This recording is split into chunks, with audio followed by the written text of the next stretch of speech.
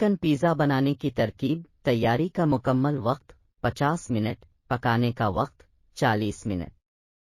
अज्जा: मैदा 8 ounce, oil 2 teaspoon, खमीर 1 teaspoon, चीनी 1 टीस्पून, नमक 1 टीस्पून, पुसी हुई राई टीस्पून, उबली हुई मुर्गी 1 कप, आयल 4 खाने के चम्मच, टमाटो केचप 4 खाने के चम्मच, पानी आध कप। तैयार करने की तरकीब: खमीर को पानी में मिलाएं और 10 मिनट तक छू दें। फिर इसमें मैदा, नमक, चीनी और 2 टीस्पून आयल मिलाकर गूंद लें।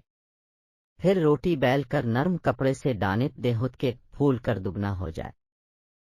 अब मुर्गी में तमाम मसाले मिला दें, तेल गर्म करें और इसमें मुर्गी को तलें। फिर केचप डालकर गाढ़ा गाढ़ा भून लें। रोटी पिज़्ज़ा ट्रे में रखें, थोड़ी सी टमाटर केचप फैलाएं, फिर मुर्गी को फैलाएं, आखिर में पनीर के टुकड़े ऊपर फैला दें। ओवन में निस्फ घंटे तक काटें। चिकन पिज़्ज़ा तैयार है।